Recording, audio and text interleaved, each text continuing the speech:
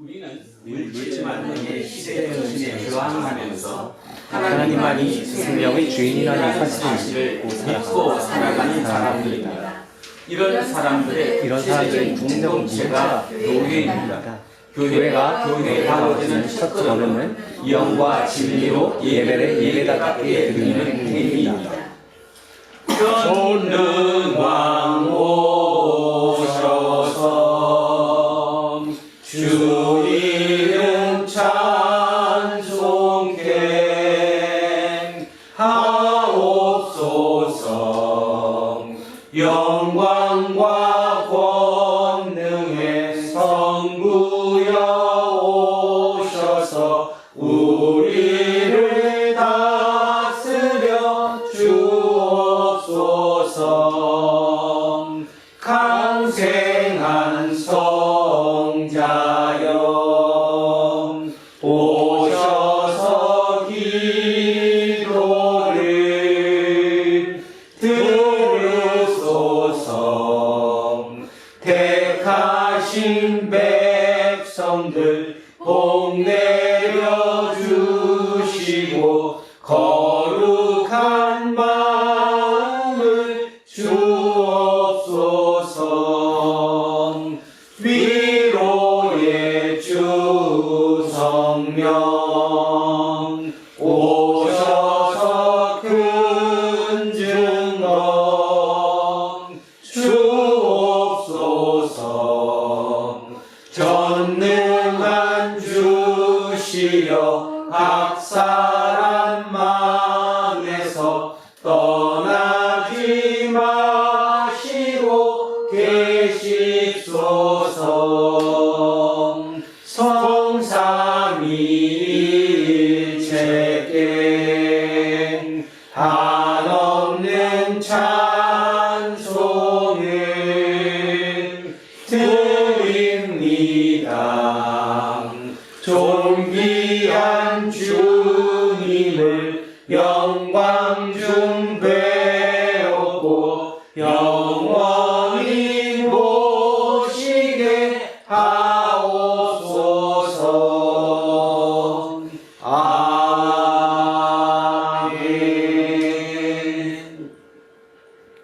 생명의 원천이자 미래이신 아버지 하나님, 현재 살아있는 것만이 아니라 살아있지 않은 것까지, 그리고 지금 되지 것만이 아니라 이전에 존재했거나 앞으로 존재할 것까지 포함하여 이 세상의 모든 것이 하나님께 속했다는 사실을 믿습니다. 예수 그리스도를 아는 사람은 바로 그 하나님을 아는 사람이며, 예수 그리스도를 경험한 사람은 하나님을 경험한 사람이라는 사실을 믿기에 우리는 모든 생명의 근원이신 예수 그리스도를 보다 깊이 이해하고 신뢰하며 온전히 희망하며 살기를 원합니다. 이 세상에 생명의 빛으로 오셨으나 십자가를 달리셨던, 그리고 부활 생명으로 올림을 받으시고 세상 마지막 때 생명을 완성하기 위해 다시 오실 우리 주 예수 그리스도의 이름으로 기도합니다. 아멘. 생명의 주인이신 하나님, 지난 한 주간에도 하나님의 은총과 사랑 안에서 살았는데도 그 사실을 실감하지 못한 적이 많았습니다. 하나님께서 허락하신 보물 같은 일상을 상투적으로 되었던 순간도 많았습니다. 사랑과 긍휼함이 충만하신 하나님께 자비를 구합시다. 주여 자비를 베풀어 주소서. 자비를 베풀어 주소서. 주여 자비를 베풀어 주소서. 하나님께서 여러분을 용서하셨으니 여러분도 이웃의 잘못을 용서하십시오. 아멘. 다 자리에 앉아주시고요. 찬송 325장 찬송하겠습니다. 325장입니다. 예수가 함께 계시니 시험이 오나 겁없네. 기쁨의 근원 되시는 예수를 위해 삽시다.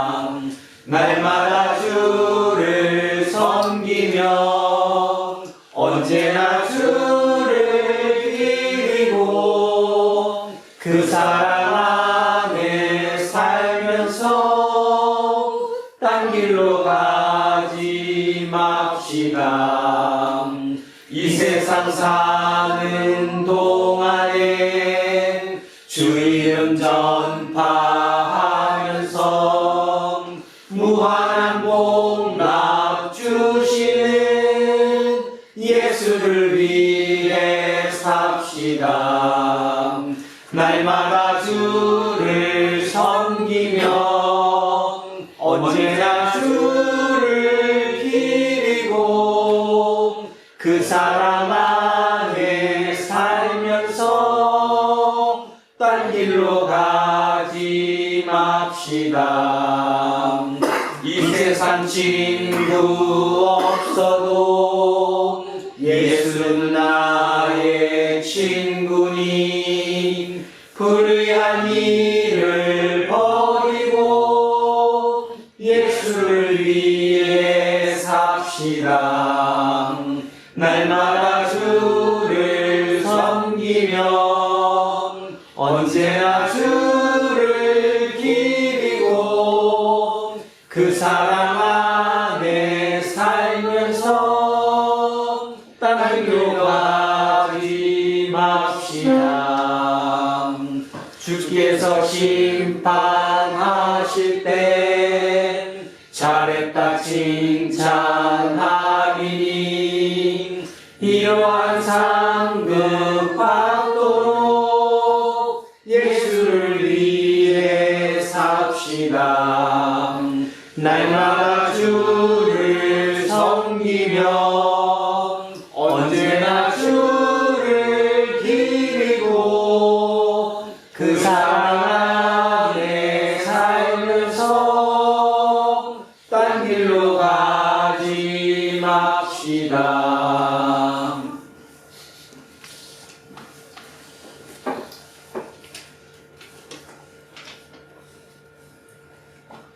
저희 인생의 창조주이시며 주관자이신 아버지 하나님께 찬송과 경배를 올립니다.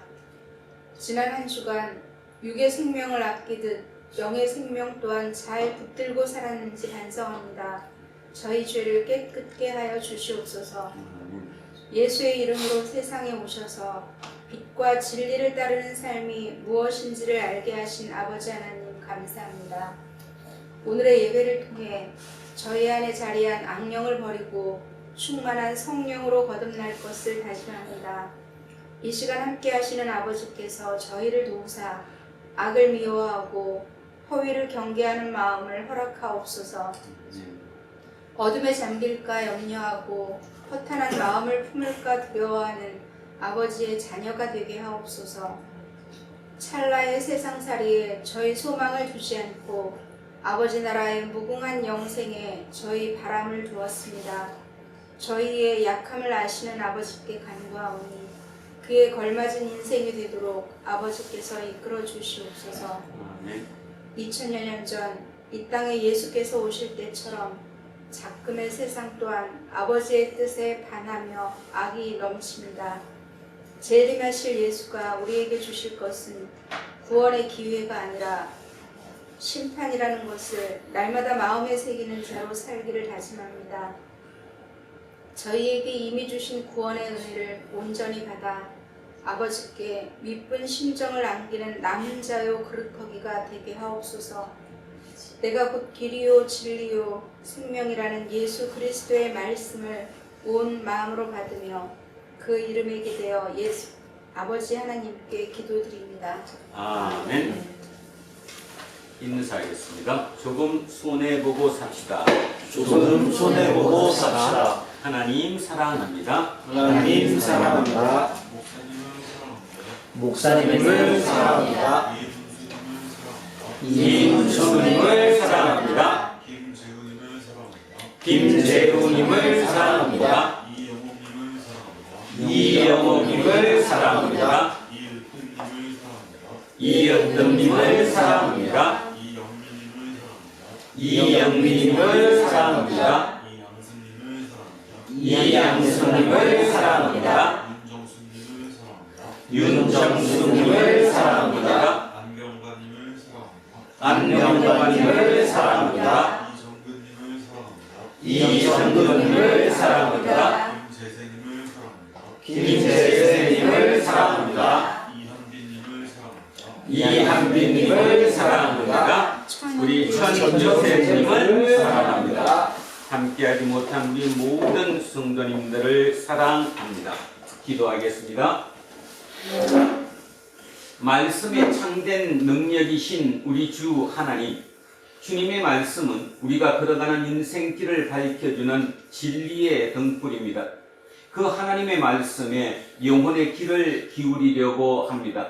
성령을 허락하시어 우리 모두 말씀이 주시는 생명의 광희에 휩싸이게 이끌어 주십시오. 예수 그리스도의 이름으로 기도합니다. 아멘. 첫째 말씀 예레미야로 가겠습니다. 구약 성서 1077쪽입니다. 구약 성서 1077쪽.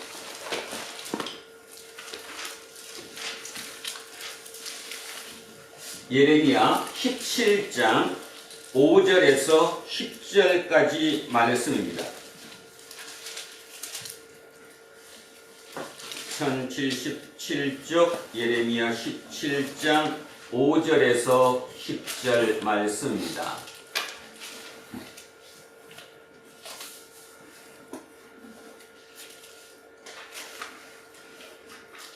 자, 찾으셨으면 천천히 한 목소리로 합독하시겠습니다. 여호와께서 이와 같이 말씀하시니라. 무릇 사람을 믿으며 육신으로 그의 힘을 삼고 마음이 여호와에게서 떠난 그 사람은 저주를 받을 것이라. 그는 사막의 떨기나무 같아서 조문이 오는 것을 보지 못하고 광야 안주한 곳 건건한 땅 사람이 살지 않는 땅에 살리라. 그러나 무릇 여호와를 의지하며 여호와를 의뢰하는 그 사람은 복을 받을 것이라. 그는 물가에 심어진 나무가 그 뿌리를 강선에 꽂히고 더위가 올지라도 두려워하지 아니하며 그 잎이 청청하며 가무는 해에도 걱정이 없고 결실이 거시지 아니함 같으니라. 만물보다 거짓되고 힘이 부패한 것은 마음이라. 누가 능히 그를 아니오마는 나 여호와는 심장을 살피며 폐를 시험하고 각각 그의 행위와 그의 행실대로 보험하나니. 아멘. 성시교도 시편 1편으로 갑니다. 804쪽입니다. 시편 1편입니다.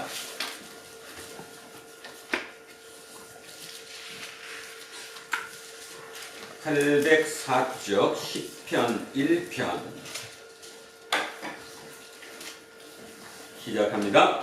복 있는 사람은 악인들의 길을 따르지 아니하며 죄인들의 길에 서지 아니하며 오만한 자들의 자리에 앉지 아니하고 오직 여호와의 율법을 즐거워하여 그의 율법을 주야로 묵상하는도다. 그는 시냇가에 심은 나무가 철을 따라 열매를 맺으며 그 잎사귀가 마르지 아니함 같으니 그가 하는 모든 일이 다 형통하리로다. 악인들은 그렇지 아니하며 오직 바람에 나는 더와 같도다. 그러므로 악인들은 심판을 견디지 못하며 죄인들이 의인들의 모임에 들지 못하리로다. 무릇 의인들의 길은 여호와께서 인정하시나 악인들의 길은 망하리로다. 아멘. 둘째 말씀 고린도전서로 가겠습니다. 신약 성서 282쪽입니다. 신약 성서 282쪽 고린도전서 15장 12절에서 20절까지 말씀입니다. 고린도전서 15장 12절에서 20절입니다. 282쪽입니다. 시작하겠습니다. 그리스도께서 죽은 자 가운데서 다시 살아나셨다 전파되었거늘 너희 중에서 어떤 사람들은 어찌하여 죽은 자 가운데서 부활이 없다 하느냐. 만일 죽은 자의 부활이 없으면 그리스도도 다시 살아나지 못하셨으리라. 그리스도께서 만일 다시 살아나지 못하셨으면 우리가 전파하는 것도 헛것이요 또 너희 믿음도 헛것이며 또 우리가 하나님의 거짓 증인으로 발견되리니 우리가 하나님이 그리스도를 다시 살리셨다고 증언하였습니다. 만일 죽은 자가 다시 살아나는 일이 없으면 하나님이 그리스도를 다시 살리지 아니하셨으리라. 만일 죽은 자가 다시 살아나는 일이 없으면 그리스도도 다시 살아나신 일이 없었을 터이요. 그리스도께서 다시 살아나신 일이 없으면 너희의 믿음도 헛되고 너희가 여전히 죄 가운데 있을 것이요. 또한 그리스도 안에서 잠자는 자도 망하였으니 만일 그리스도 안에서 우리가 바라는 것이 다만 이 세상의 삶뿐이면 모든 사람 가운데 우리가 더욱 불쌍한 자이니라. 그러나 이제 그리스도께서 죽은 자 가운데서 다시 살아나사 잠자는 자들의 첫 열매가 되셨도다. 아멘. 셋째 말씀 누가복음으로 내려갑니다. 앞쪽으로 내려오셔서 99쪽입니다. 99쪽 누가복음 6장 17절에서 26절까지 말씀입니다. 98쪽 누가복음 6장 17절에서 26절입니다. 시작합니다. 예수께서 그들과 함께 내려오사 평지에 서시니 그 제자의 많은 무리와 예수의 말씀도 듣고 병고침을 받으려고 유대 사방과 예루살렘과 도로와 시돈의 해안으로부터 온 많은 백성도 있더라. 더러운 귀신에게 문안받는 자들도 고침을 받은지라. 온 무리가 예수를 만지려고 힘쓰니 이는 능력이 예수께로부터 나와서 모든 사람을 낫게 하리라. 예수께서 눈을 들어 제자들을 보시고 이르시되 너희 가난한 자는 복이 있나니 하나님의 나라가 너희 것이며 지금 주인 자는 복이 있나니 너희가 배부름을 얻을 것이며 지금 울는 자는 복이 있나니 너희가 웃을 것이며 인자로 말미암아 사람들이 너희를 미워하며 멀리하고 욕하고 너희 이름을 악하다 하여 버릴 때에는 너희에게 복이 있도다. 그날에 기뻐하고 뛰놀라. 하늘에서 너희 상이 크니라. 그들의 조상들이 선지자들에게 이와 같이 하였느니라.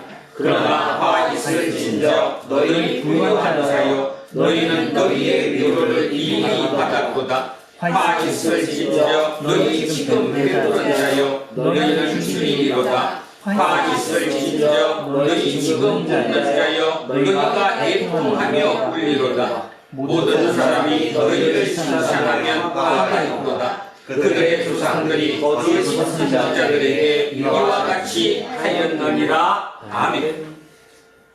오늘 주신 말씀입니다. 요한복음 3장 22절에서 30절까지 말씀입니다. 146쪽입니다. 자, 오늘 주신 말씀 천천히 머릿속으로 그림을 그리며 자, 오늘 같이 합독하십니다. 시작합니다. 그 후에 예수께서 제자들과 유대 땅으로 가서 거기 함께 유하시며 세례를 베푸시더라. 요한도 살렘 가까운 에논에서 세례를 베푸니 거기 물이 많으니라. 그러므로 사람들이 와서 세례를 받더라.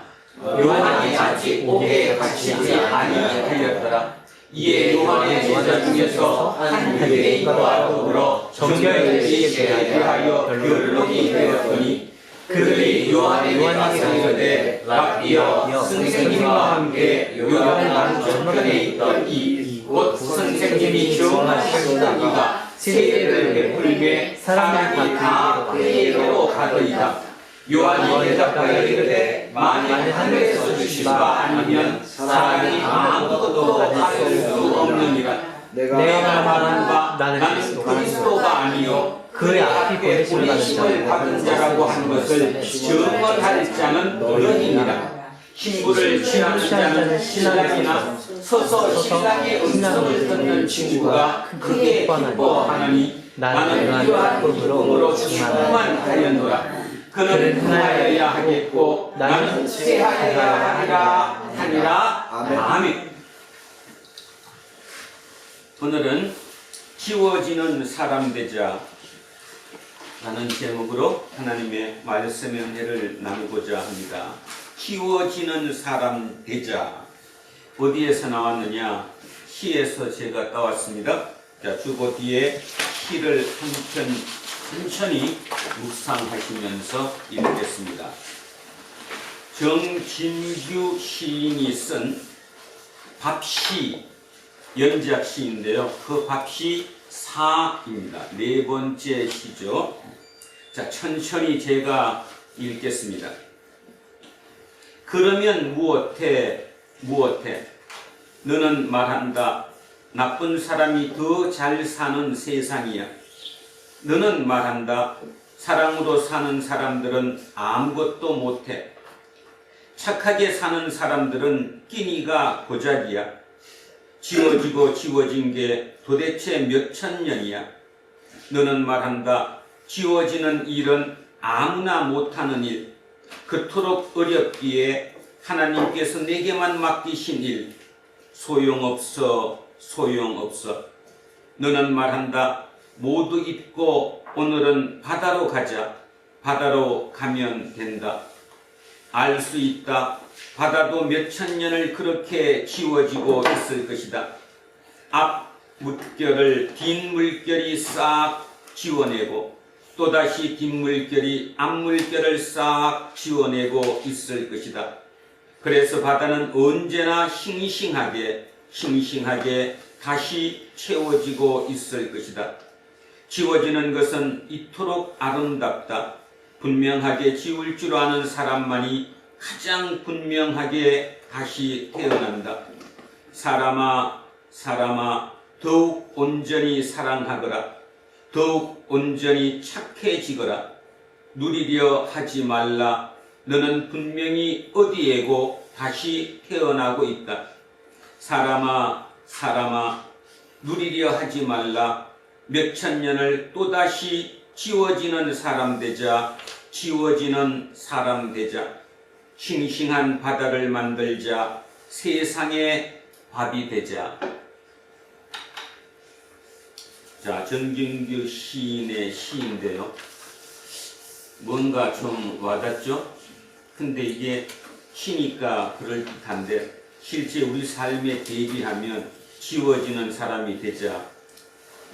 결코 쉽지 않죠. 쉽지 않을 정도가 아니라 어쩌면 그 불가능할지도 모릅니다. 그래서 뭐라고 얘기했습니까? 이 시인은 이렇게 고백합니다. 지워지는 일은 아무나 못하는 일이다.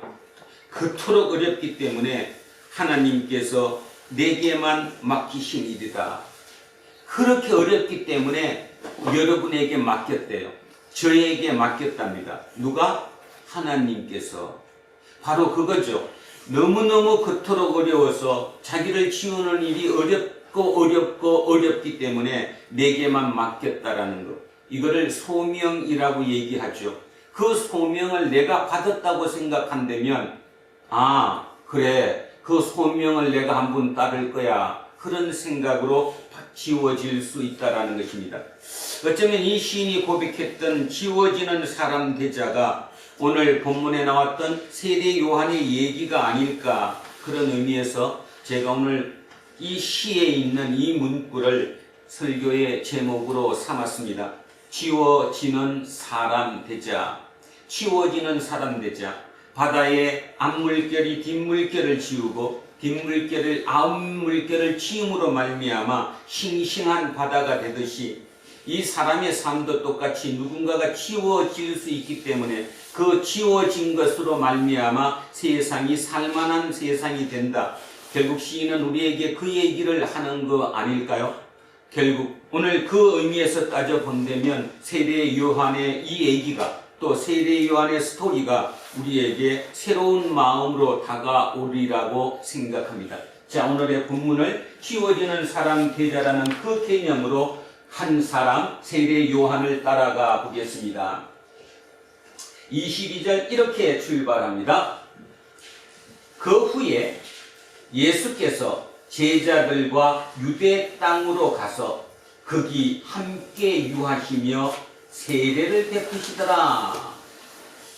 모든 복음서, 네 복음서 중에도 오직 여기만 22절 여기에 예수께서 제자들과 함께 세례를 베푸시더라라고 나와 있습니다. 근데 제가 몇 주 전에 그런 얘기했죠. 예수님은 세례를 베푸신 적이 없다. 근데 여기 있잖아. 22절에 그 후에 예수께서 제자들과 유대 땅으로 가서 거기 함께 유하시며 세례를 베푸시더라. 그럼 이건 뭔 말이냐? 자, 4장 2절을 잠깐 보시기 바랍니다. 뒷장 넘기셔서 4장 2절. 4장 2절을 보셨으면, 자, 제가 읽습니다. 예수께서 친히 세례를 베푸신 것이 아니요 제자들이 베푼 것이라. 이제 됐죠? 자, 예수께서 친히 베푸신 것이 아니라 제자들이 세례를 베풀었다. 그래서 세례를 베푸시더라. 요한도 살렘 가까운 에논에서 세례를 베푸시니 거기가 물이 많음이라. 그러므로 사람들이 와서 세례를 받더라. 자, 어떤 뜻이에요 지금? 요한이 세례를 베푸는 그곳 근방에 누구가 가서? 예수님과 제자들이 가서 또 세례를 베푸더라. 이 얘기를 지금 이렇게 얘기하고 있습니다. 자, 여기서 오늘은 우리가 꼭 기억해야 될 사실 하나가 있습니다. 세례. 물로 씻어내는 거죠. 세례.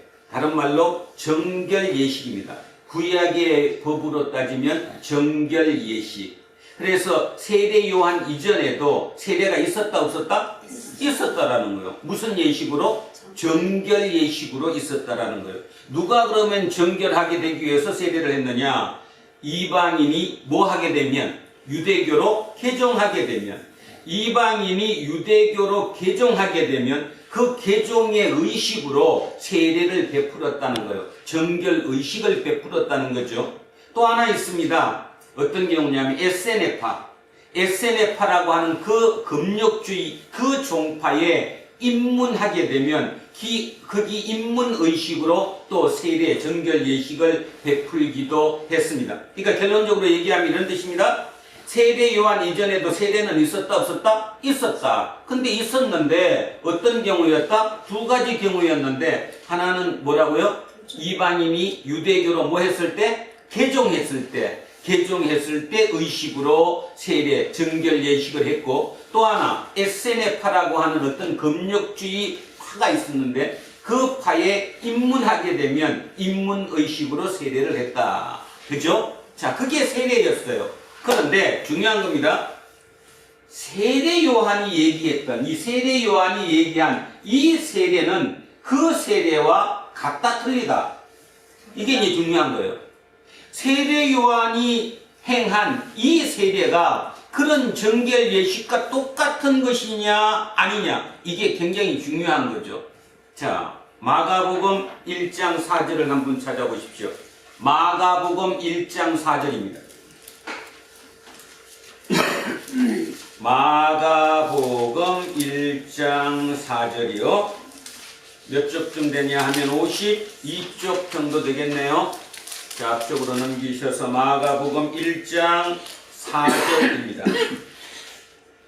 자, 찾으셨으면 같이 한번 읽습니다. 마가복음 1장 4절 시작. 세례 요한이 광야에 이르러 죄 사함을 받게 하는 회개의 세례를 전파하니. 자, 세례 요한의 세례는 무슨 세례라고요?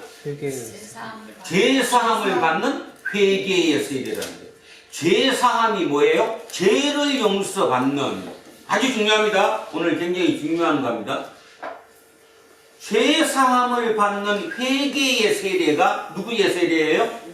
요한의 세례예요. 그러면 앞전에 있던 이방인이 개종하고 하는 그 정결 예식의 세례와 에세네파에 입문함으로 해서 입문의 예식으로 했던 그 정결 예식의 세례와 같아요, 틀려요? 틀리죠. 다르죠. 그러니까 제일 중요한 게 뭐냐 하면 죄 사함의 세례라는 거예요. 죄를 사해 주는 거예요. 여러분, 그 당시로 따지면 죄 사함은 어떻게 받아요? 제사를 지내서 어디 가서 제사 지내요? 성전에 가서. 그냥 지내요? 뭘 바쳐요? 제물을 바치죠. 제물을 바치고 성전에 가서 제사를 지냄으로 인해서 죄 사함을 받아요. 그러면 잘 생각해 보세요. 자기가 혼자 지내요? 누군가의 도움을 받아요? 도움을 받아요. 제사를 지내주는 사람이 있죠? 그 사람이 누구예요? 제사장. 제사장의 도움을 받아서 대신 죄를 사함을 받는 제사를 드리는 거예요. 결론적으로 얘기하면 유대교 입장에서는 죄 사함을 누가 할 수 있느냐 하면 누가 한다고요? 금방? 제사장.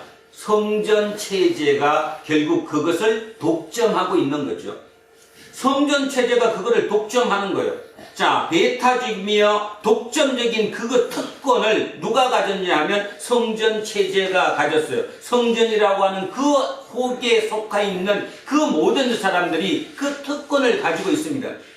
세상에는 어떤 특권을 가지면 문제가 생겨야 안 생겨요? 문제가 생겨요. 부패하게 돼요. 그래서 성전도 부패했어요, 안 했어요? 부패했어요. 뭐 때문에 부패했어요? 금방 얘기했던 그 제사 때문에. 특히 죄를 사해준다고 하는 그 독점적인 어떤 특권을 거기 성전에서만 가지고 있었기 때문에 그것 때문에 그들이 부패하게 됐어요. 예수님은 그래서 성전을 뭐라고 불렀는데? 강도의 소굴이라고 하는데, 강도들의 소굴이라고 불렀는데, 그렇게 부를 정도로 성전은 뭐 됐다고요? 부패해졌다라는 거예요. 그러면 그것을 머리에 놓고 그러면 세례 요한을 다시 봅시다. 세례 요한이 어떤 세례를 베풀었다고요? 죄사함의 세례를. 다시 죄사함은 어떻게 하는 건데? 지금까지는 어떻게 하는 건데? 제사 지내는 건데, 가서 제물을 바치고 제사장을 통해서 제사를 지내는 건데, 지금부터는 이제 그냥 세례 요한에게 와서 침례, 세례를 받으면 그걸로 끝나는 거예요. 어느 게 쉬워요? 물세례가 당연히 쉽죠. 그러면 설명 안 해도 여러분 머릿속에 뭔가 들어옵니까 지금? 세례 요한이 한 행위가 어떤 행위라는 것을? 세례 요한의 행위는 기존의 제사함을 독점했던 배타적인 권리를 갖고 특권을 누렸던 성전 체제에 뭐 하는 거예요 지금? 도전하는 거예요.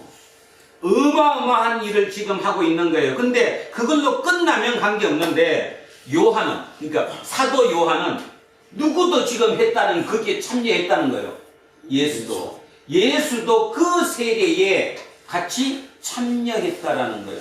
그러면 이 말의 의미는 뭐예요? 단순히 세례를 줬다는 의미가 아니라 죄사함의 그 기득권을 갖고 있는 성전 체제에 도전했다 이런 뜻이죠.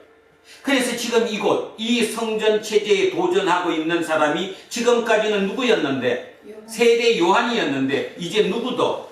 예수도 거기에 지금 합세했다 이런 의미입니다. 굉장히 중요한 얘기죠. 그냥 언뜻 듣고 지나가면 그게 뭔 말인지 모르지만 지금 이거는 굉장히 중요한 얘기죠. 결론적으로 얘기해서 지금 세례를 주는 이곳에서 뭔가 지금 혁명이 움트고 있는 거죠. 뭔가 꿈틀꿈틀대고 있는 거예요. 기득권을 지금 향해서 뭔가 도전이 지금 일어나고 있는 거예요. 그 일에 예수님도 동참하셨다라는 얘기입니다.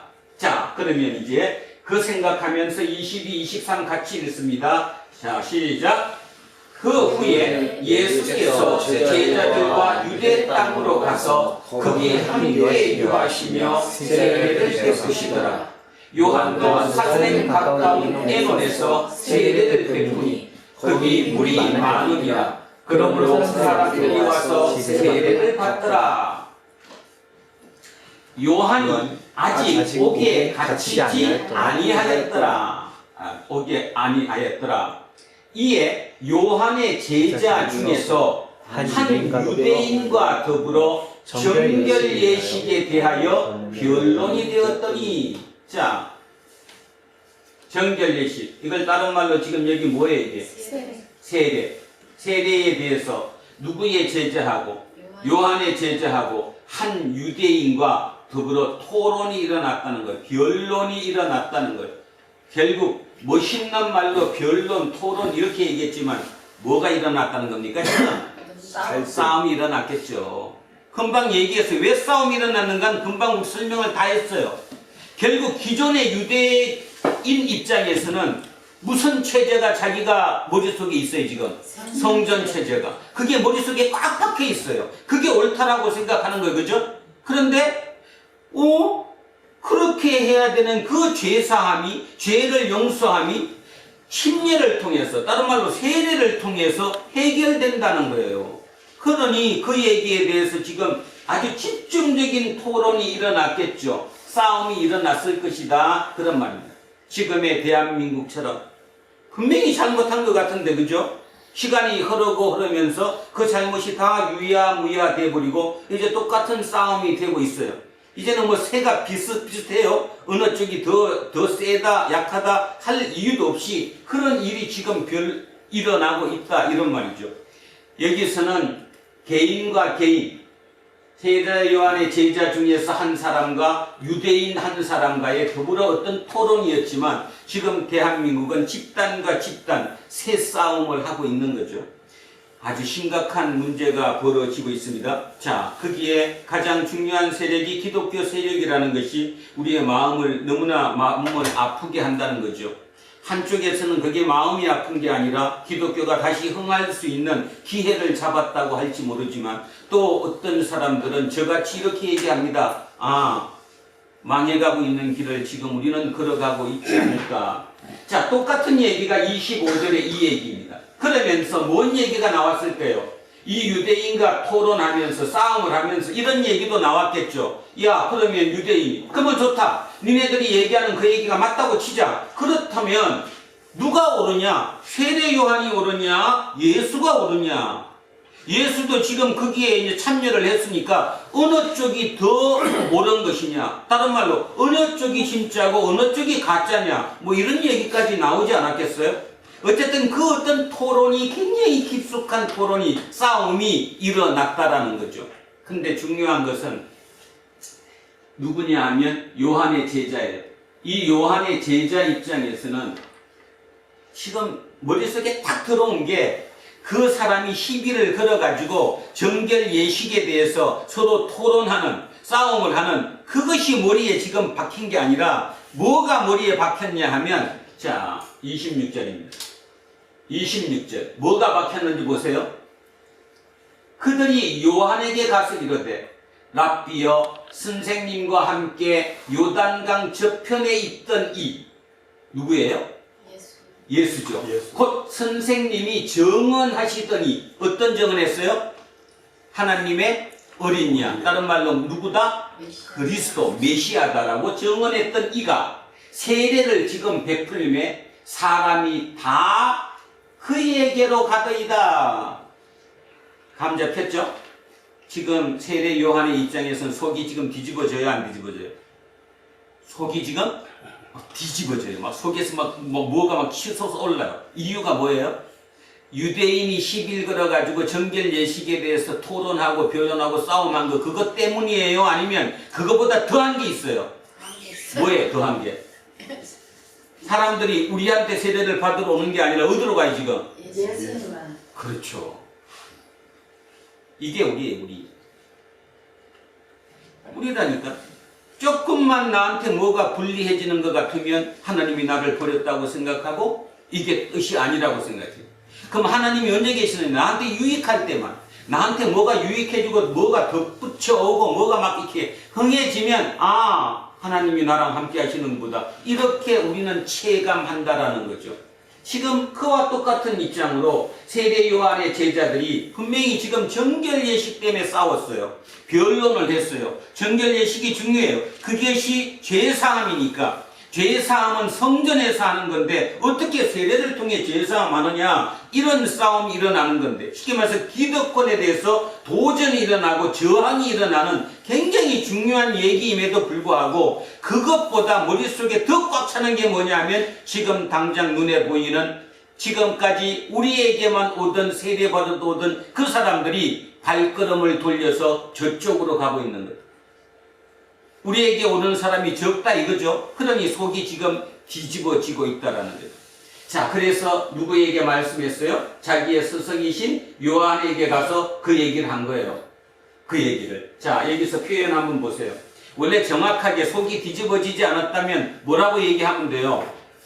랍비님, 선생님, 당신이 지난번에 얘기했던 그 메시아라고 하나님의 어린 양이라고 불러셨던 그분 있잖아요. 예수님. 그 예수님이 저쪽에서 다시 지금 세례를 주고 있어요. 뭐 좋은 얘기를 충분히 할 수 있지만 여기는 지금 그런 투의 얘기가 아니죠. 아니 속이 지금 꼬여갖고 얘기하는 거잖아요. 한 분 더 같이 읽습니다. 시작. 그들이 요한에게 가서 이르되 랍비여 선생님과 함께 요단강 저편에 있더니 곧 선생님이 증언하시던 비가 세례를 베풀매 사람이 다 그에게로 가더이다. 속이 지금 빌빌 꼬여 있어요. 문제는 여기부터 이제 우리의 문제죠. 요한이 대답하여 이르되 만일 하늘에서 주신 바가 아니면 사람이 아무것도 받을 수 없느니라. 선생님이 뭐라고 얘기하느냐, 멸받는 사람들한테, 그 제자들한테, 아 그래? 그럼 우리도 대책을 세워야지 이렇게 얘기한다거나, 그래? 그러면 뭐 우리는 조금 더 다른 데로 조금 더 옮겨갈까? 너무 가까이 있어서 그렇지 않을까? 우리 조금 더 멀리 가. 뭐 이렇게 할 수 있던가. 어떤 방법이든 그것에 대한 대처 상황에 대해서 얘기해야 하는데도 불구하고 지금 요한은 뭐라고 얘기하느냐 하면 하늘에서 주시지 않으면 사람은 아무것도 받을 수 없다. 쉽게 얘기하면 그 예수님 그들이 세례를 주는 그 이유가 하늘에서 권위를 부여했기 때문에 줄 수 있다라는 거예요. 그러면 이 말을 다른 말로 하면 하늘에서 주신 바가 아니면 하늘에서 권위를 줬다는 말은 곧 그분이 누구라는 거예요? 그리스도라는 거예요. 그분이 그리스도라는 거예요. 그분이 메시아고 그리스도이기 때문에 하나님의 권위를 그분께 주셨기 때문에 그분이 그렇게 하실 수 있다. 지금 이 얘기를 하고 있거든요.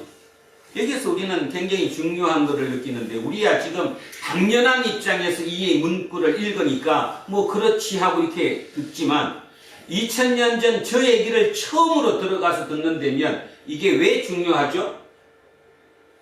최초로 예수님을 메시아로 인정하신 분, 그리고 알아본 분, 그분이 누구예요? 세례 요한이라는 거죠.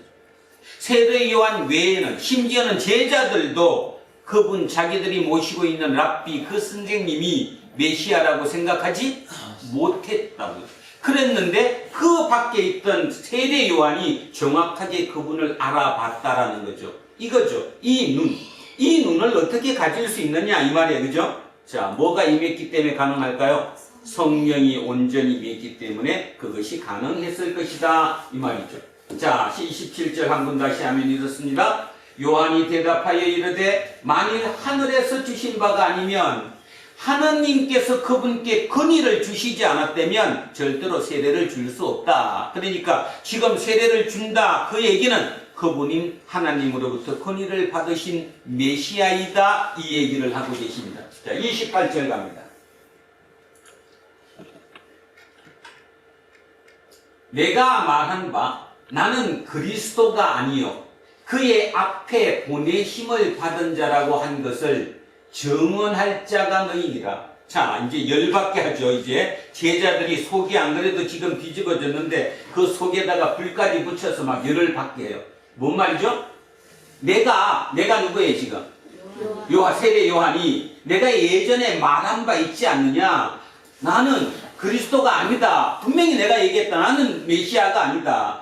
그의 앞에, 그러니까 메시아, 그리스도 앞에 보내심을 받은 자라고 한 것을, 그죠? 나는 보내심을 받은 자지 내가 그리스도가 아니다고 한 것, 그것을 증언할 자들이 너희 아니냐? 이 말을 조금 더 확대하면 뭔 말이에요? 저분이 하나님의 어린 양이라고 내가 얘기했던 그분을 너네들이 내 설교를 들으면서 또 나와 함께 하면서 그 얘기를 듣지 않았느냐? 들었으면 이제부터 그분이 메시아임을 증언하고 다닐 사람들이 니들이다.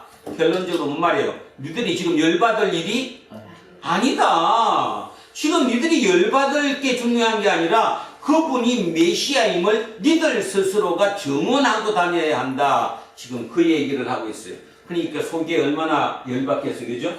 우리도 설교를 들으면서 그 말이 옳은 말인지는 아는데 괜히 막 속이 찔리고 그러면 열받잖아요. 그러니까 인정을 하고 싶진 않잖아. 그죠? 자, 내 마음대로 산다는 거죠. 결국은 오늘 이 얘기에서 굉장히 중요한 얘기가 뭐냐 하면 예수쟁이는 진짜 예수가 우선이고 내가 나중이어야 된다는 거예요.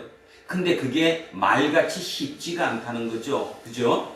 자, 그래서 여기 28절 다시 하면 내가 말한 바 나는 그리스도가 아니요 그의 앞에 보내심을 받은 자라고 내가 얼마나 여러 번 너희들에게 얘기했느냐. 그러니 그 얘기를 떼서 저분이 그리스도임을 니들이 증언해야 할 사람들이 바로 너희다. 너희 제자들이 그 일을 해야 한다. 29절에 신부를 취하는 자는 신랑이 서서 신랑의 음성을 듣는 친구가 크게 기뻐하나니 나는 이러한 기쁨으로 충만하였노라.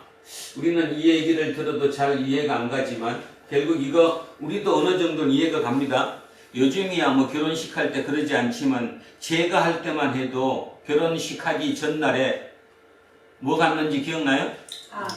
함 갔어요. 그죠? 그러니까 누가 가지고 갔어요? 들러리라고 그러지. 신랑의 들러리들이 친구들이 가지고 함을 가지고 갔죠. 그리고 실제로 그 이튿날 실제로 결혼할 때도 들러리 역할을 담당했던 게 친구예요. 지금 세례 요한은 뭔 얘기하느냐 하면 우리 결혼할 때 신랑 친구들이 들러리 서지 않느냐. 나는 그 신랑 들러리를 서서 신랑을 보는 것만으로 뭐 하다는 거예요 지금? 기쁨으로 어느 정도 그냥 기쁜 게 아니라 기쁨으로 충만하다는 거예요. 나는 그걸로도 충분히 만족하고 그걸로도 아주 기뻐한다는 거예요. 지금 그것 때문에 열받는 게 아니라는 거죠.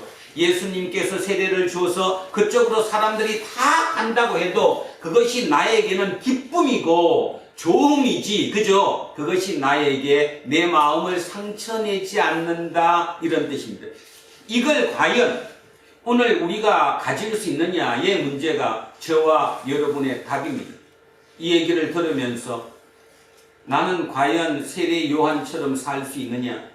다시 얘기하면 내가 과연 세례 요한의 저 가치 있는 삶을 추종할 수 있느냐, 따를 수 있느냐, 그것이 가장 큰 관건이다 이 말이죠. 그런데 성경에 보면 이 세례 요한의 이 정신을, 이 가치를 추구하는 이 마음을 따른 사람이 있어요, 없어요? 성경에 있어요. 한번 같이 찾아보겠습니다. 빌립보서로 갑니다. 빌립보서 1장 17절 18절 한번 찾아보십시오. 빌립보서입니다.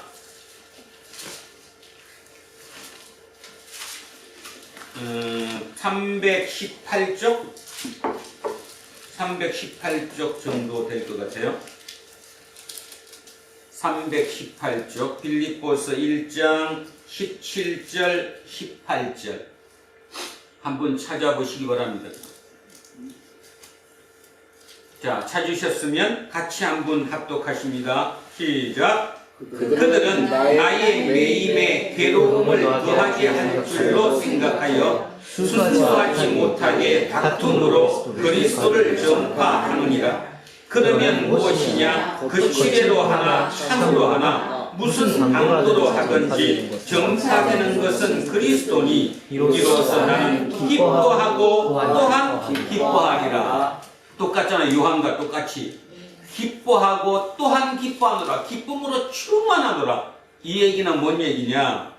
지금 사도 바울이 로마 감옥에 갇혔어요. 근데 빌립보 교회에서 소식이 전해져 온 거죠. 어떤 소식이 전해왔냐 하면 바울 선생님, 당신이 떠나고 난 뒤에 지금 로마 감옥에 갇혔다는 소식을 듣고 우리 빌립보 교회에 안티 바울 그룹이 생겼습니다.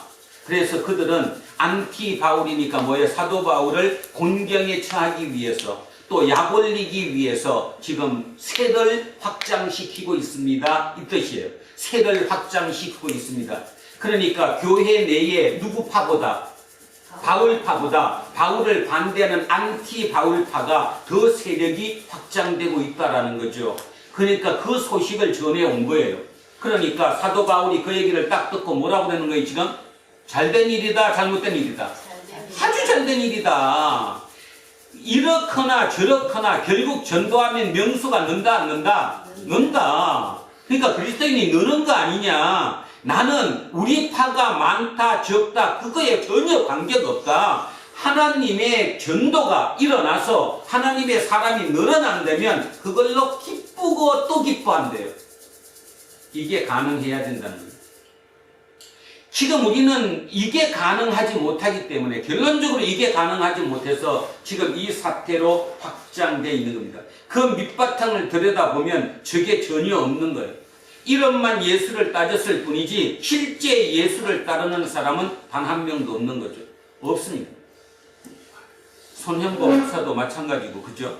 그렇게 세를 넓혀서 이 나라를 어디로 끌고 가려고 그러는지는 전혀 모르겠지만 그게 하나님의 뜻이 없을 것이라는 거죠. 사도 바울의 얘기를 들어보면 세례 요한을 그대로 본받았습니다. 세례 요한도 예수님께서 세례 사역을 시작하시고 났을 때 그 제자들의 그 도발적인 질문에 그 마음에 상처난 그 마음에다가 뭐라고 얘기하느냐 하면 아니다. 나는 신랑의 들러리 쓴 것만으로 해도 기쁘고 기쁘다. 기쁠 정도가 아니라 기쁨으로 충만하다. 내가 주인공이 신랑이에요? 들러리예요? 신랑이에요. 그러니까 나는 주인공이 아니어도 된다. 들러리만 갖고도 충분하다고 지금 얘기하는 거예요. 자, 마찬가지로 사도 바울도 로마 감옥에 갇혀서 자기가 개척했던 빌립보 교회의 소식을 듣고도 그렇게 얘기하는 거예요. 그래? 안티 바울이라고? 그래. 그 세력이 늘어나도 좋다. 왜냐하면 그렇게도 복음이 전해지고 있는 것이니까 그것이 나에게는 기쁘고 또 기쁨이 된다. 바로 이 마음, 이런 이 더 큰 정신의 가치를 추구할 수 있는 이 큰 마음을 가질 때 이 세상은 평화가 올 뿐이고 이 세상에 진짜 하나님의 나라가 이루어질 수 있겠죠. 사업을 하든 공부를 하든 어떤 관계를 맺든 그 속에 더 큰 마음을 가질 수만 있다면 이 세상은 하나님의 나라로 임해질 것입니다. 근데 우리는 거기서 못하는 거예요. 거기서 어떤 싸움이에요? 하나님이 그러면 누구 편이야? 하나님이 누구 편이야? 그러면 내 편이 아니라는 뜻이야? 또 되는 쪽에서는 이유 불문 성공만 하면 그게 하나님이 있다고 생각하는 이런 부분이 지금 오늘 부분에서 보시다시피 얼마나 우리가 잘못된 것인가를 알 수 있다는 것입니다. 자, 29절 한 번 더 보겠습니다. 신부를 취하는 자는 신랑이다. 그러니까 주인공은 신랑이다.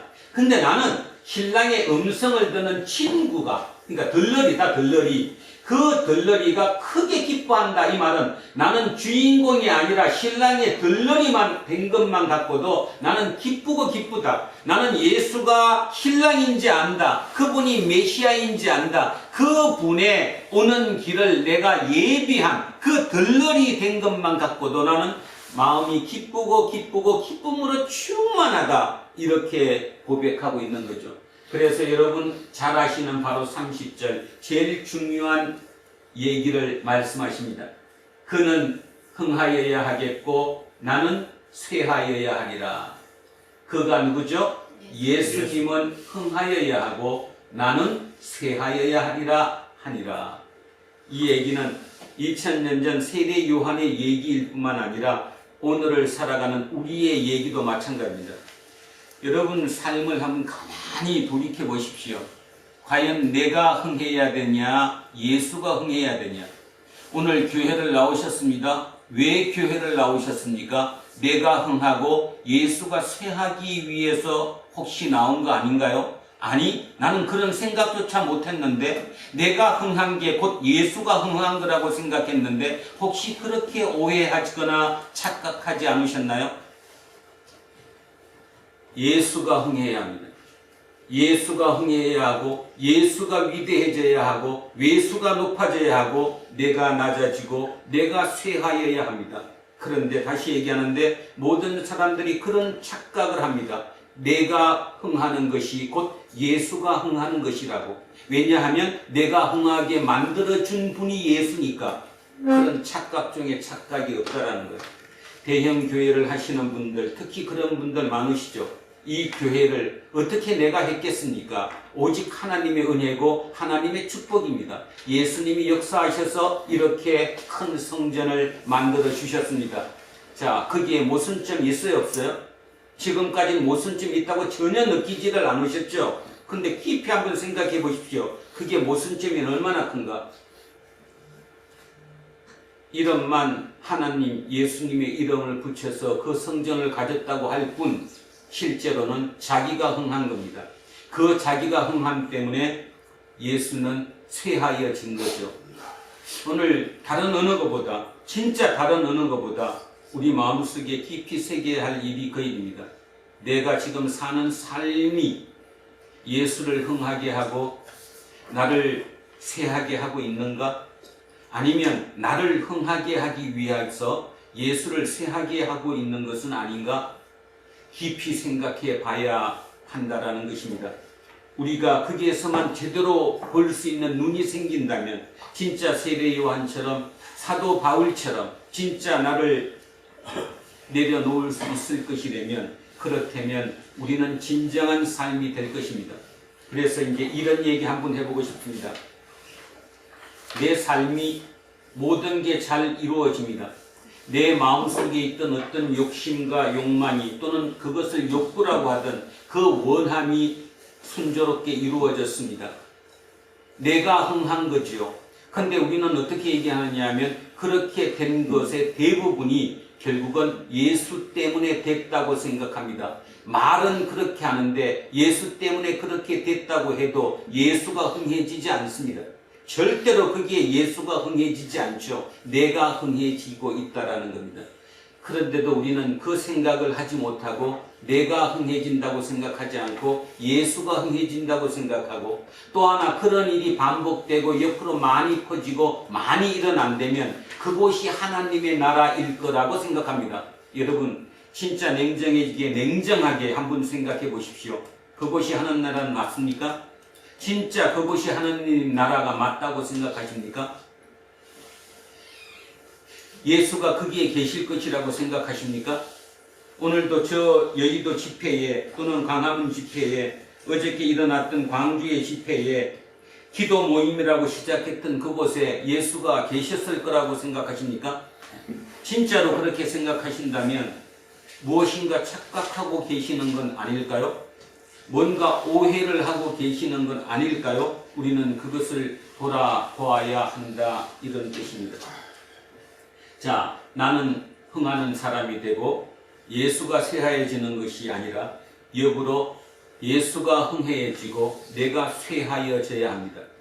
옛날에 이용규 선교사님이라고 계셨죠. 그분이 쓴 책 제목 혹시 기억하는가 몰라요? 내려놓는가 포기가 어떻게 틀릴까요? 내려놓으면 뭐고 포기는 뭐예요? 같은 점이 있어요, 둘 다. 포기든 내려놓음이든 멈춘다는 거죠, 그죠?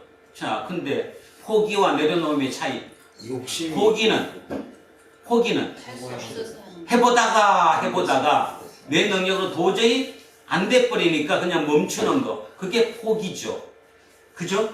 내려놓으면 뭐예요? 할 수 있는데 그렇죠. 내가 충분히 지금 해도 할 수 있는데 내가 절제하는 거예요. 누구 때문에? 예수 때문에. 예수 때문에 멈추는 거예요, 내가 스스로. 그게 내려놓음이라는 거죠.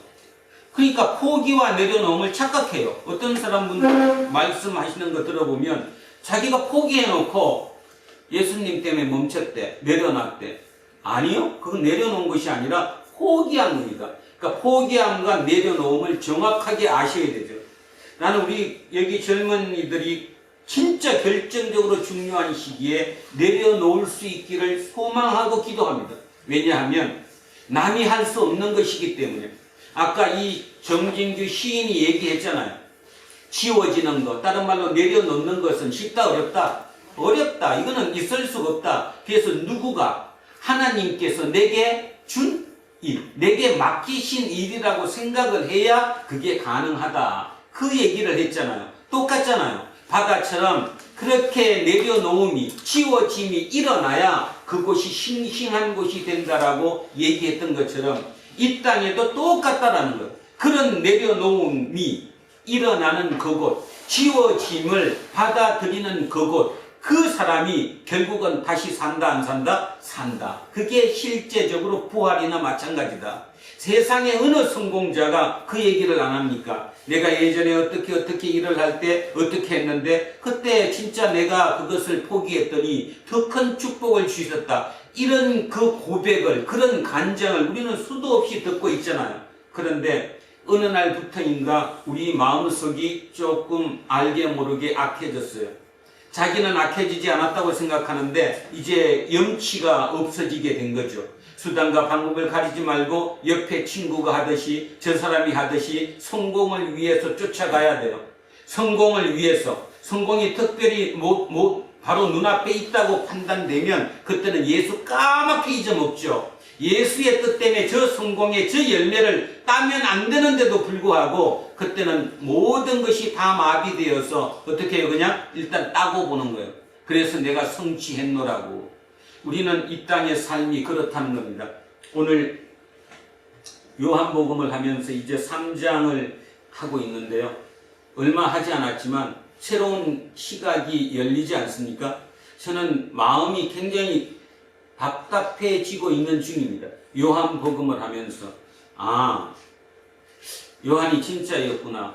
이유는 뭐냐 하면 이 이유입니다. 나머지 세 복음서는 예수님이 돌아가시고 한 20-30년 사이에 기록되었습니다. 길어야 한 30년 어간에 기록되었던 거예요. 그러니까 예수님이 돌아가신 지 오래지 않아서 기록된 복음서인데 반해 요한복음은 최소한 60년, 두 세대를 지나서 마지막에 쓰여진 복음서예요. 근데 그 복음서를 보면서 이미 예수를 잊었을 텐데, 예수에 대해서 정확하게 아는 사람도 없었을 텐데 어떻게 이렇게 표현을 했을까? 그리고 또 하나는 그 시대가 박해의 시대인데 기독교인이 된 것만 갖고도 엄청난 박해 속에 힘들게 살아가는 그들이 어떤 이렇게 기록을 남길 수 있었을까? 거기에 생각하면서 마음이 아프기도 하고 한편으로는 진짜구나. 이한빈에게도 내가 얘기합니다. 진짜구나. 이 진짜구나 이게. 그런데 우리는 지금 영생에서 너무 멀어져 있는 거 아닐까? 여러분 진짜 영생을 믿습니까? 그리고 영생을 원하십니까? 예수를 따라가기 원하십니까? 그런데 우리는 어디서 멈춰지는 거죠? 그게 지금 우리 마음속에 정립이 안 돼 있고 너무 멀어져 있어요. 영생으로부터 우리는 너무 멀어져 있다라는 거죠.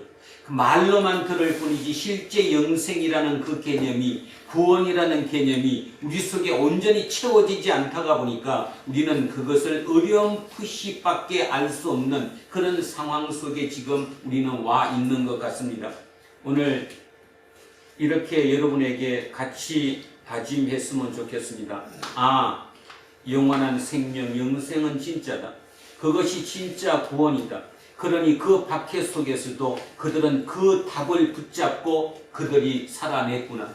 2025년을 살아가는 우리들은 삶이 그들보다는 훨씬 편하고 좋지만 우리 마음속에 있는 욕심 때문에 하나님과 너무 멀어져 있구나. 그래서 영생을 그렇게 중요한 얘기로, 가까운 얘기로 듣고 있지 못하구나. 듣고 있지 못하니까 아까 얘기했듯이 예수가 흥하고 내가 쇠해야 되는데 역으로 내가 쇠하고 내가 흥하고 예수가 쇠하여지는 이런 일이 우리 속에, 우리 삶 속에 끝없이 반복되고 있구나 하는 생각을 가지게 되었습니다.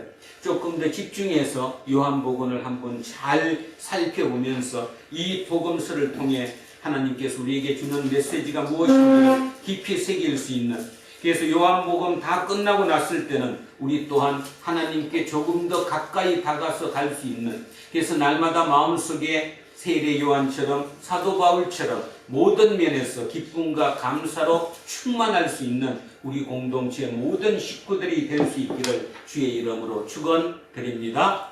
아멘. 자, 그래서 오늘 시를 다시 한번 이제 읽고 기도하겠습니다. 자, 시를 다시 한번 보시기 바랍니다. 자, 합시사 다시 한번 같이 천천히 같이 한번 읽습니다. 시작. 그러면 무엇해 너는 말한다. 나쁜 사람이 더 잘 사는 세상이야. 너는 말한다. 사랑으로 사는 사람들은 아무것도 못해. 착하게 사는 사람들은 끼니가 고작이야. 지워지고 지워진 게 도대체 몇 천 년이야. 너는 말한다. 지워지는 일은 아무나 못하는 일. 그토록 어렵기에 하나님께서 내게만 맡기신 일. 소용없어. 너는 말한다. 모두 있고 오늘은 바다로 가자. 바다로 가면 된다. 알 수 있다. 바다도 몇 천 년을 그렇게 지워지고 있을 것이다. 앞물결을 싹 지워내고 또 다시 뒷물결이 앞물결을 싹 지워내고 있을 것이다. 그래서 바다는 언제나 싱싱하게 다시 채워지고 있을 것이다. 지워지는 것은 이토록 아름답다. 분명하게 지울 줄 아는 사람만이 가장 분명하게 다시 깨어난다. 사람아, 더욱 온전히 살아가거라. 더욱 온전히 착해지거라. 누리하지 말라. 너는 분명히 어디에고 다시 태어나고 있다. 사람아, 누리하지 말라. 몇 천 년에 또다시 지워지는 사람은 되자. 지워지는 사람은 되자. 싱싱한 바다를 만들자. 세상에 밥이 되자. 자, 오늘 본문 같이 합독하십니다. 그 후에 예수께서 제자들과 유대 땅으로 가서 거기 함께 유하시며 세례를 베푸시더라. 요한도 살림 가까운 에논에서 세례를 베푸니 거기 우리 많으니라. 그러므로 사람들이 와서 세례를 받았다. 요한이 아직 오기 닥치지 아니하였더라. 이에 요한은 제자 중에서 한 유대인과 더불어 정결 예식에 대하여 변론이 되었더니 그들이 요한에게 가서 이르되 라비여, 선생님과 함께 요단강 저편에 있더니 곧 선생님이 증언하시던 이가 세례를 베풀매 사람들이 다 그에게로 가더이다. 요한이 대답하여 이르되 만일 하나님께서 주신 바 아니면 사람이 아무것도 될 수 없느니라.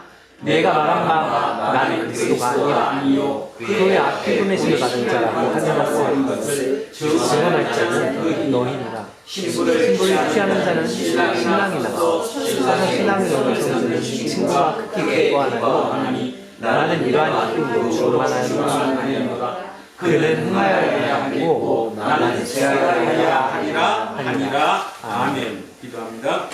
살아계신 아버지 하나님, 오늘 요한복음을 함께 읽고 있습니다. 이 복음서를 통해 특히 세례 요한을 통해 오늘 우리에게 주신 메시지가 너무나 큽니다. 이 세상은 경쟁의 시대입니다. 우리가 살아가는 이 2025년은 처절한 경쟁의 시대를 살아갑니다. 그래서 우리는 남의 뒤통수를 쳐서라도 이기고 앞으로 나가는 것을 승리라고 생각하고 그것만이 성공이라고 생각하고 그것만이 하나님이 우리와 함께 하시는 증표라고 생각하며 살고 있지는 않았는지 우리를 다시 되돌아보게 합니다.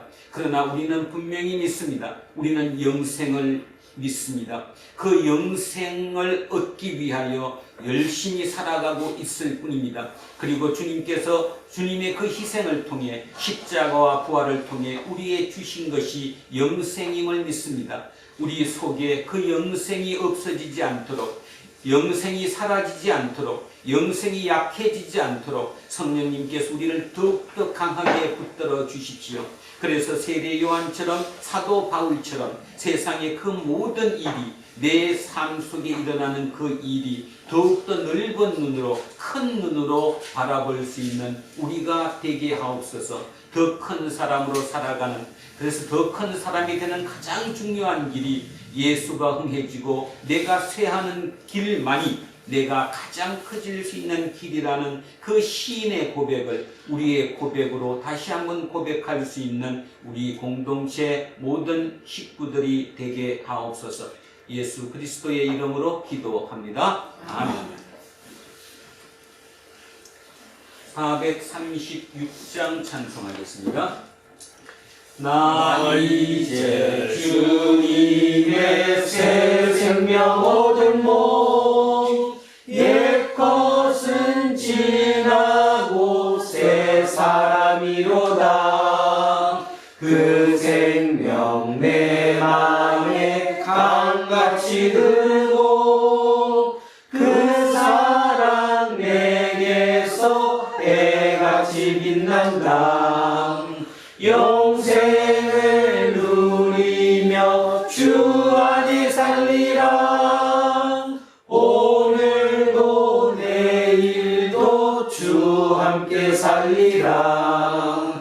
주 안에 감추인 새 생명 얻으니 이전에 줬던 것 이제는 값없다.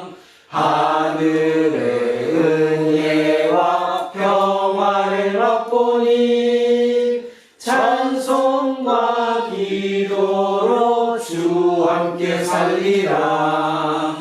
영생을 누리며 주 안에 살리라. 오늘도 내일도 주 함께 살리라.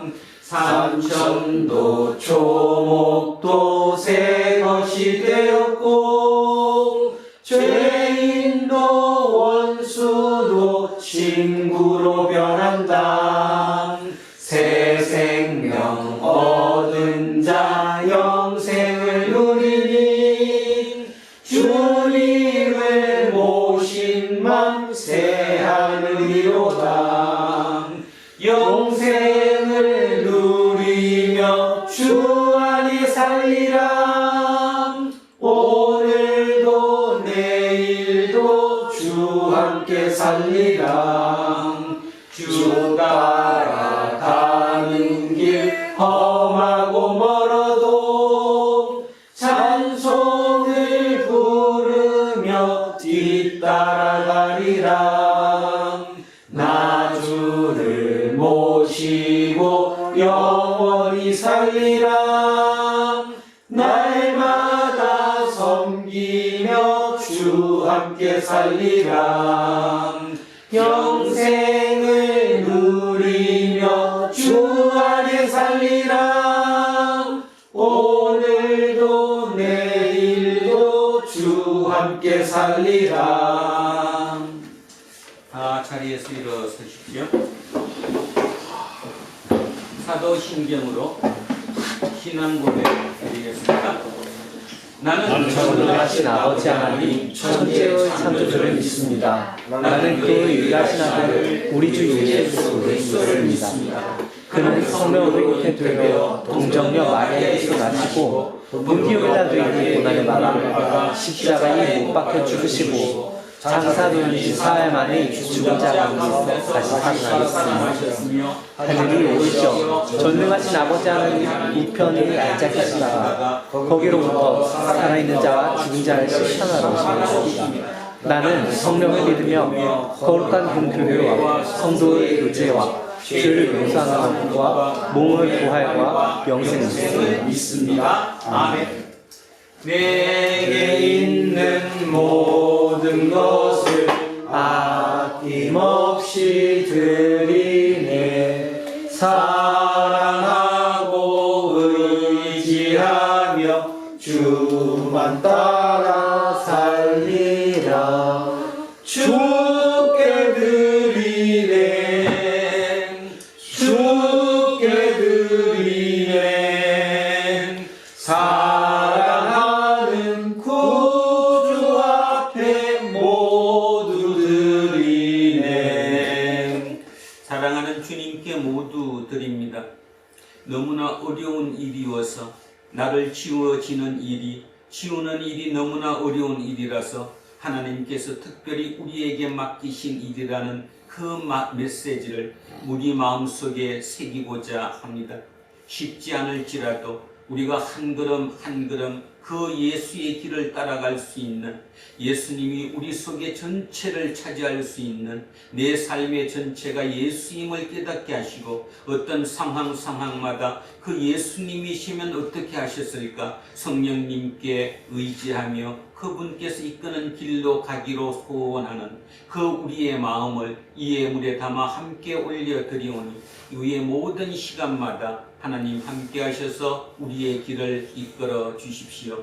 감사드리며 거룩하신 우리 주 예수 그리스도의 이름으로 기도합니다. 아멘. 우리는 세상이 읽고 있는 성경이다. 우리는 세상이 원하는 고백이다. 우리는 세상이 관심이 가는 설교다. 하늘에 계신 우리 아버지의 이름을 거룩하게 하시며 아버지의 나라가 오게 하시며 아버지의 뜻이 하늘에서와 같이 땅에서도 이루어지게 하소서. 오늘 우리에게 일용할 양식을 주시고 우리가 우리에게 잘못한 사람을 용서해 주는 것 같이 우리를 용서해 주시고 우리를 시험에 빠지지 않게 하시고 악에서 구하소서. 나라와 권능과 영광이 영원히 아버지에게 있습니다. 아멘. 오늘 주신 말씀에 새 힘 얻어서 세상으로 나가서 살아갈 때에 나 혼자 힘으로 늘 부족하오니 주여 나를 도우사 승리하게 하소서. 아멘. 이제 주현절 후 여섯째 주일 공동 예배가 끝났습니다. 예배를 통해서 우리는 생명의 근원이신 삼위일체 하나님께 영광을 돌렸습니다. 우리 앞에는 일상이 기다리고 있습니다. 그 일상에서 우리는 온갖 것들을 만나게 됩니다. 말씀 안에서 복받은 사람으로서 부끄럽지 않게 살아가도록 최선을 다하십시오. 이제는 우리 주 예수 그리스도의 은혜와 하나님 아버지의 영원하신 사랑과 성령님께서 우리와 함께 하시고 우리를 이끄심이 오늘 이곳에 고개 숙인 우리 모두에게와 우리의 자녀들과 가정 위에 일터와 사업체 위에 그리고 이 나라 이 민족 위에 이제로부터 영원토록 함께 하시기를 간절히 축원하옵나이다. 아멘.